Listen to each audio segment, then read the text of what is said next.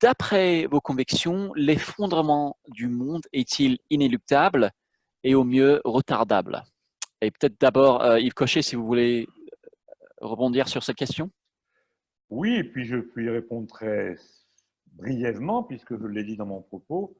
Je pense qu'il est inéluctable au sens de l'effondrement systémique mondial que j'ai décrit sommairement, bien sûr, voilà trois quarts d'heure.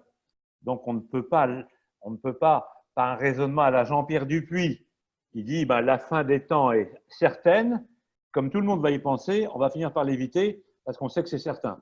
Ça, c'est un sophisme dont il a l'habitude, que Jean-Pierre Dupuis adore, un chrétien d'ailleurs, Jean-Pierre Dupuis, c'est les paradoxes. Alors là, c'est un très beau paradoxe, mais ça n'a pas de vertu politique du tout.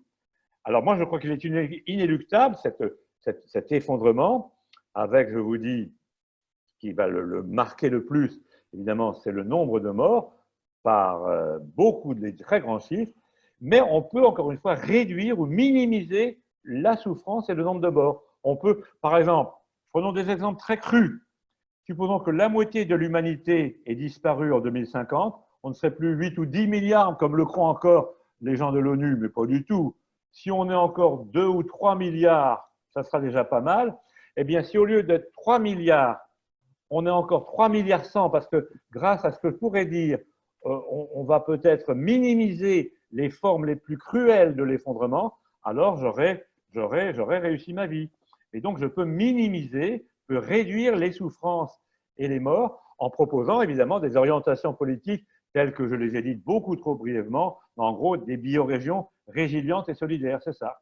Tout le pouvoir au local. Vous vous souvenez que vers 1905, Lénine disait tout le pouvoir aux soviets. Eh bien moi je dis tout le pouvoir au local dans quelque chose qui est à la fois solidaire, car ce qu'il va falloir, c'est comme le disait le Christ, s'aimer les uns les autres, c'est la première des vertus, parce que sinon, comme je vous dis, on va s'entretuer. Frédéric Baudin. Oui, alors je crois aussi que la fin est inéluctable. Il me semble l'avoir bien souligné, mentionné à plusieurs reprises. La fin est inéluctable, mais évidemment, je ne lui donne pas le même sens ni la même consistance que M. Cochet. Je pense qu'il y a vraiment une fin, il y a une discontinuité radicale et qui est liée, je l'ai dit, à la parousie, à l'apparition, au dévoilement, le retour de Jésus en tant que Messie. Et cette fin est aussi un commencement. Je crois aussi au renouvellement de la création et que justement l'apparition même, c'est le sens de l'Apocalypse dans la Bible, alors, je ne peux pas m'en écarter, c'est que la révélation du Christ est aussi celle d'une nouvelle création. Donc, je vais dans ce sens-là. Alors, vous dites, il peut y avoir des milliards de morts, la population peut être réduite. Alors, c'est arrivé dans l'histoire, de façon malheureusement très concrète. La peste, on revient toujours, on en parle beaucoup du XIVe siècle, et d'autres événements, et plus proches même de nous, y compris la peste à Marseille, ou que sais-je. Il y a eu des événements catastrophiques, et beaucoup encore plus proches de nous dans le temps. Pensez aux tsunamis et autres qui ont pris la vie, et tremblements de terre à Haïti, où je suis allé d'ailleurs juste après le tremblement de terre, qui ont pris des centaines de milliers de vies systématiquement, hein, chaque fois, à Fukushima, en Indonésie et ailleurs.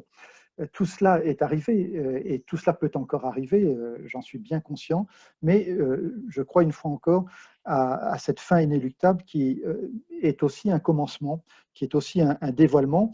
Et Jésus souligne le caractère extrêmement soudain, inattendu de cette fin. Alors c'est là où, à mon avis, il y a une grande différence entre nous, c'est que dans les écrits bibliques, en tout cas, la fin surprend tout le monde. Jésus a cette phrase, il dit, ça sera comme au temps de Noé, les gens mangeaient, buvaient, se mariaient, et soudain, le déluge vint. Alors, bon, peu importe la référence à l'épisode ancien, mais c'est sur le caractère de la soudaineté qu'il est justement insisté sur cette fin.